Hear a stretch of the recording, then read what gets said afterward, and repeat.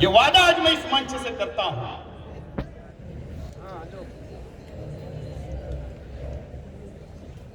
शहर ने बहुत धोखा खाया।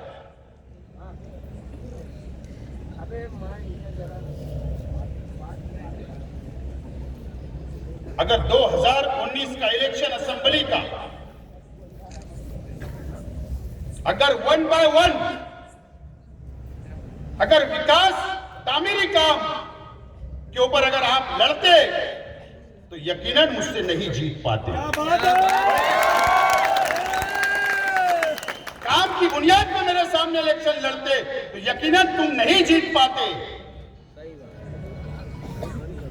लेकिन आपने मजहब का आड़ लेकर, मजहब का सहारा लेकर इलेक्शन जीता है। आपने जज्बाती नारे के साथ इलेक्शन जीता है। आपने कोई विकास के नाम पर इलेक्शन नहीं जीता। ना ये 2 साल के अंदर तुमने विकास किया है।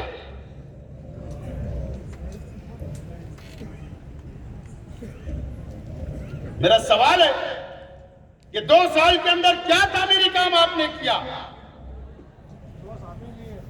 उसका हिसाब शहर की आवाम को दे दो। सिर्फ अगर इनको सर्टिफिकेट देना चाहिए तो हर हफ्ते यूट्यूब चैनल वालों को घर में बैठकर जो बयान देते हैं, सिर्फ इतना ही तुमने काम किया। यह शहर का कोई विकास, कोई डेवलप तुमने नहीं किया है। और जहां तुम्हारी जमीन खसकती है, जहां तुम नाकाम होते हो, तो वहां तुम मजहब का सहारा लेना शुरू करते हो। यह शहर जान चुका है, यह शहर समझ चुका है। अब यह शहर धोखा खाने वाला नहीं है। तुम कितना ही बड़ा महागठबंधन बना लो, लेकिन राष्ट्रवादी कांग्रेस पार्टी के सामने इंशाअल्लाह तुम कामयाब नहीं हो सकोगे। ये मजमा इस बात की गवाही दे रहा है। हमारे नौजवानों के सामने तुम नहीं टिक सकोगे। ये मजमा इस बात की गवाही दे रहा है। मैं मेरे नौजवान साथियों से कहना चाहूंगा कि सिर्फ मैं आपके साथ नहीं खड़ा हूं। राष्ट्रवादी कांग्रेस पार्टी, शरद पवार साहब जो हमारे नेता है, उन्होंने मुझसे वादा किया है कि ये शहर के लिए जो जरूरत होगी, ये शहर की तामीर और तरक्की के लिए जो जरूरत होगी, करने के लिए हम तैयार हैं। इस तरीके का वादा शरद पवार साहब ने हमसे किया है। इस तरीके का वादा अजीत दादा पवार साहब ने किया है। इस तरीके का वादा छगन भुजबल साहब ने किया है। इस तरीके का वादा जयंत पाटिल साहब ने किया है कि फिक्र करने की कोई जरूरत नहीं। इस शहर के अंदर तामीर के नाम पर जितना फंड लगेगा, आपको जितना विकास करना है, जितना डेवलप करना है, चाहे आपको जो भी मसला है, समाज के अलग अलग वर्गों का जो भी मसला होगा, हर मसला हल किया जाएगा। ये वादा मुझसे उन्होंने किया है। पूरी सरकार और पूरी पार्टी हमारे साथ खड़ी हुई है। दोस्तों, मैं मेरे नौजवान साथियों से कहना चाहूंगा, अब आपको ये शहर की काया पलटना है। ये शहर का मुस्तकबिल आपके हाथ में है। बहुत हो चुका मजहब के नाम पर, बहुत हो चुका जज्बाती सियासत के नाम पर। हम लोग कभी हिंदू और मुसलमानों में बांटा जाता, कभी बिरादरियों के अंदर बांटा जाता और अपनी राजपाट हासिल कर लिया जाता, सत्ता हासिल कर ली जाती। लेकिन ये शहर का नौजवान को तय करना है कि कब तक हम हिंदू और मुसलमानों में बटेंगे, कब तक बिरादरियों के अंदर बटेंगे। नुकसान किसका हुआ? नुकसान तो इस शहर का हुआ, नुकसान तो इस शहर के नौजवानों का हुआ, नुकसान तो इस सड़क का हुआ, नुकसान तो इस शहर के मजदूरों का हुआ।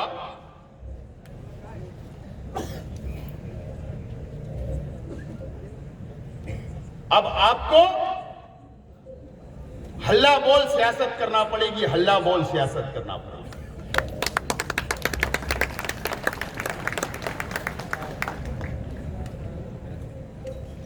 और ये शहर का मुस्तकबिल अब हमको तय करना है। मुझे बताइए कि आज भी हमारे शहर के अंदर बहुत विकास और डेवलप की जरूरत है, बहुत तामीर और तरक्की की जरूरत है, लेकिन आने वाले इलेक्शन में अगर हम लोग ऐसे ही बढ़ गए तो फिर ये शहर नुकसान उठाएगा। और उसके बाद कोई खड़ा रहने वाला नहीं है।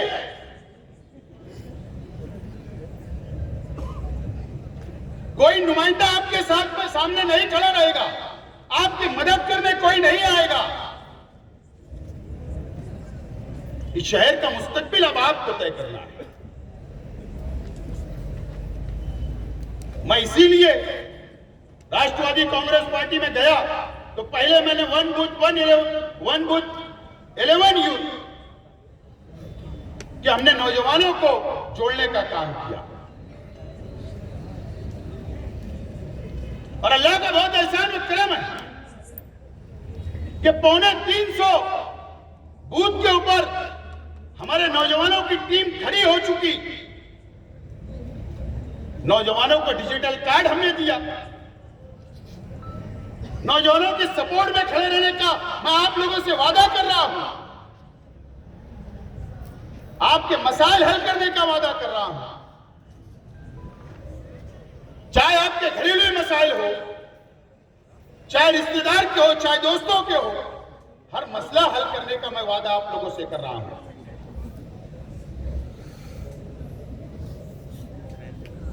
और ये शहर के अंदर तो एक अजीब राजकारण है, अजीब सियासत है।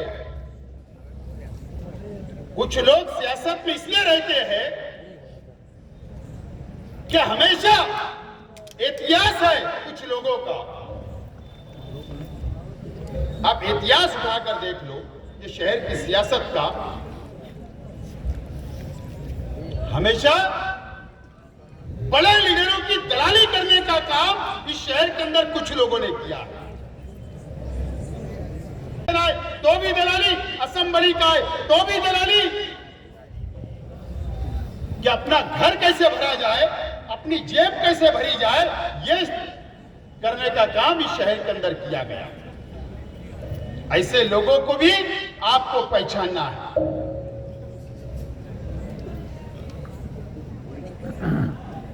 अब ये शुरुआत है।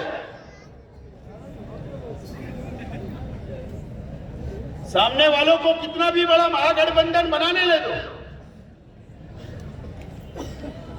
मैं उनको मुबारकबाद देता हूं कि गठबंधन बनाइए आप।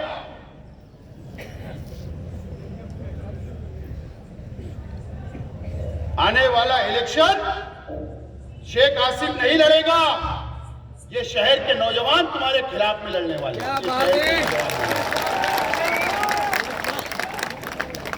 अब तुमसे कोई धोखा होगा तुम मत दो, ये धोखा खाने वाले नहीं है।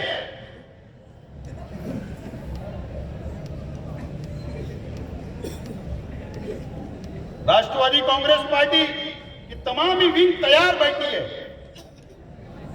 हथियारों से लेस, चाहे सेवा दल हो, माइनॉरिटी हो, महिला विंग हो, युवा हो, स्टूडेंट से हो, वो तमाम ही विंग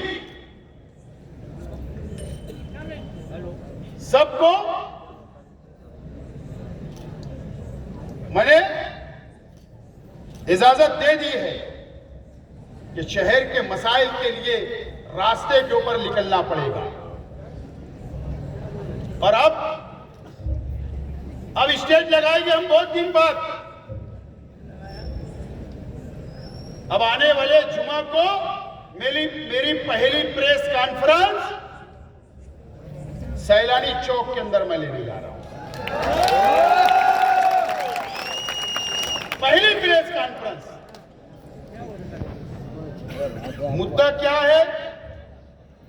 बताऊंगा, प्रेस कॉन्फ्रेंस के अंदर बताऊंगा। नौजवान साथियों, तुम मेरा सहारा हो, तुम मेरी लाठी हो, तुम मेरी तलवार हो। आपके पास हर हथियार मौजूद है। मैं आगे रहूंगा, तुम मेरे पीछे रहो। और ये शहर है और हमारे मुखालिफ है, और दो दो हाथ करने के लिए भी अब हम तैयार हैं।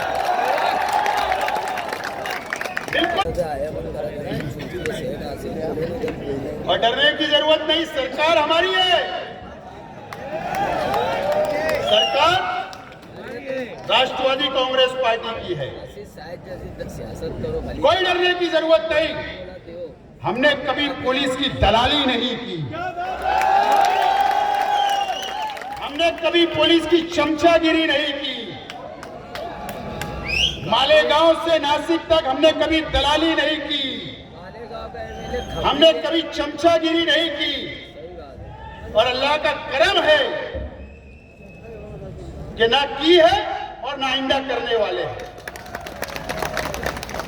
लेकिन अगर कोई भी ऑफिसर शहर का या जिले का, पुलिस डिपार्टमेंट से मैं कहना चाहता हूं कि आपको मुबारकबाद, ये शहर का माहौल पुरअमन है। लेकिन कुछ गलतियां पुलिस डिपार्टमेंट से हो रही है, उसको दुरुस्त करने की जरूरत है। मेरा इशारा काफी है,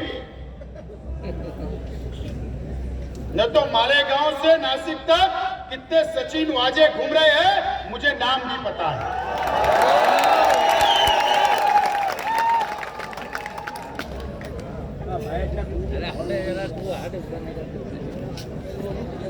नासिक में जाकर 4-5 लोगों को ले जाकर हमारे मुखालिफ लोग, अगर पुलिस डिपार्टमेंट किसके ऊपर केस बनाती है, किसी के ऊपर जुल्म होता है, तो वो नासिक जाकर वहां से दबाव मालेगांव शहर की पुलिस के ऊपर बनाने का काम किया जाता है।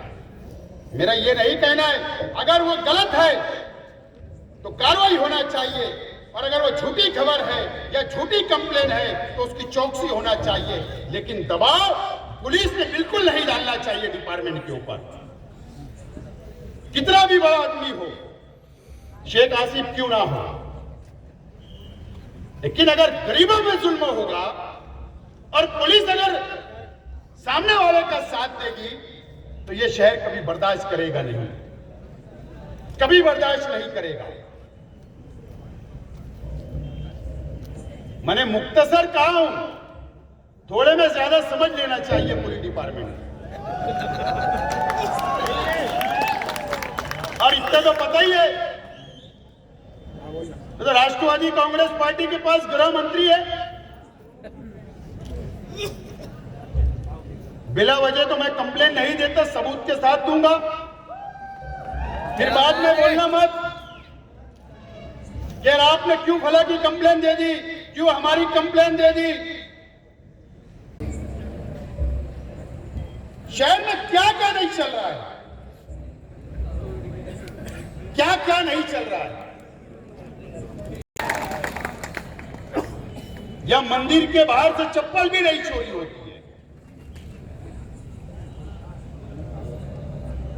हम लोगों को बिल्कुल डरने की जरूरत नहीं, हम संघर्षवादी लोग हैं। आंदोलन करेंगे, जेल जाएंगे। हम क्या डरने वाले हैं क्या कि मछली बाजार के अंदर मैक्सी उठा के भागने वाले हैं? मछली बाजार से मैक्सी उठा के भागने वाले हैं क्या? मैंने पहले भी कहा था, मारे मरद, मार खाए मरद। कोई डरने की जरूरत नहीं है, कोई डरने की जरूरत नहीं है। लेकिन हम लोगों को अब एक नए हौसले के साथ, एक नई ऊर्जा के साथ हम लोग को रास्ते पर उतरना पड़ेगा, घर घर जाना पड़ेगा, राष्ट्रवादी कांग्रेस पार्टी को मजबूत करना पड़ेगा, शरद पवार साहब के हाथों को मजबूत करना पड़ेगा और इसके लिए कि भारतीय जनता पार्टी को उसकी जगह बताने के लिए, नरेंद्र मोदी और अमित शाह को उसकी जगह बताने के लिए। आप लोग बहुत जल्दी भूल जाते, हमारी मां बहनें पर्दे के अंदर रहती है, घरों के अंदर रहती है, लाखों की तादाद के अंदर हमारी मां बहनों को सड़कों पर लाने का काम किसने किया? वो नरेंद्र मोदी और अमित शाह ने किए, जो ट्रिपल तलाक का बिल लाकर किया गया, हमारी शरीयत के अंदर मुदाखलत की गई, इसका बदला कौन लेगा?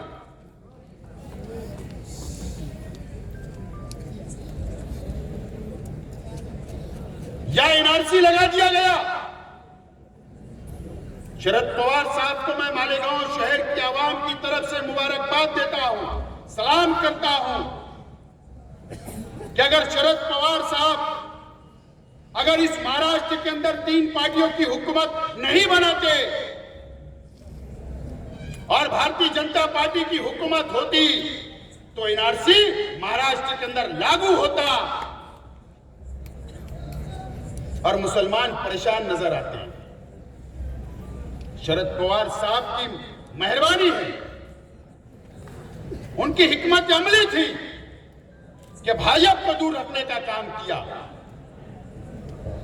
सिर्फ पार्लियामेंट के अंदर तकरीर कर लेने से कुछ नहीं होता, सरकार की काया पलट कर देने से सब कुछ होता है। और जमहूरी मुल्क है और जमहूरी मुल्कों के अंदर सरों को गिना जाता, जिधर ज्यादा सर हो गए उसकी मानी जाती और जिधर कम हो गए उसकी नहीं मानी जाती। 9 मुसलमाने मिले चुनकर जो आए, 3 कांग्रेस के, 2 एनसीपी के, 2 समाजवादी के और 2 एमआईएम के। हुकूमत बनाने कितने एमएलए लगते हैं? महाराष्ट्र के अंदर अगर हुकूमत बनाना है, वजीर आला बनाना है तो 145 एमएलए की जरूरत होती है। मुझे बताओ, जो लोग तुमको लड़ाने आते हैं हैदराबाद से, जो लोग तुम्हारी वोट को बांटने आते हैं, कि वो हुकूमत कभी बना सकते? जब तक सेकुलर पार्टियों की अगर हुकूमत हमको अगर लाना है बार बार, तो राष्ट्रवादी कांग्रेस पार्टी को मजबूत करना पड़ेगा। आएंगे, इन्होंने तो 19 में धंधा करके चले गए महाराष्ट्र से, इन्होंने बिहार में से धंधा करके आ गए, इन्होंने कल बंगाल से धंधा करके आ गए, बिहार से धंधा करके आ गए, तमिलनाडु में धंधा करके आ गए और काम भी चल रहा, बाहर भी घूम। इनको पहचानना पड़ेगा कि जज्बाती तकरीर हम नहीं कर सकते, कि अल्लाह ताला ने हमको ज़बान नहीं दी, कि हमको कुर्सी प्यारी नहीं है।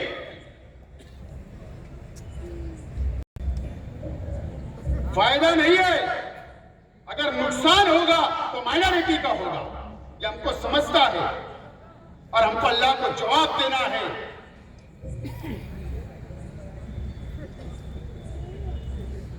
दोस्तों, आप लोगों को बहुत सोच समझ के फैसले करना है। महबूब भाई का इनको फोन गए, इनको एसएमएस गए और ये लोग हाजिर हो गए, दावतनामा गया, हाजिर हो गए। ये जनरल पब्लिक को नहीं बुलाया गया और हमारा फील्ड वर्क है, ये वादा करता हूं। मैं पार्टी में गया, कोई ओहदा नहीं मांगा, अध्यक्ष पद भी नहीं मांगा था, ईमानदारी से मैंने कहा मैं कार्यकर्ता बन के काम करने के लिए तैयार हूं। और पार्टी बोल देगी कि आप अध्यक्ष पद से इस्तीफा दे दो, कार्यकर्ता बन के काम करना है, तो अजमा लेना, ये भी शेख रशीद की औलाद है। के साथ रहना है, पवार साहब के नेतृत्व में काम करना है, पवार साहब के हाथों को मजबूत करना है, राष्ट्रवादी को मजबूत करना है। ये जो तय कर लिया गया है। इंशाल्लाह इसके अंदर 2 कदम भी अब मैं पीछे हटने वाला नहीं हूं।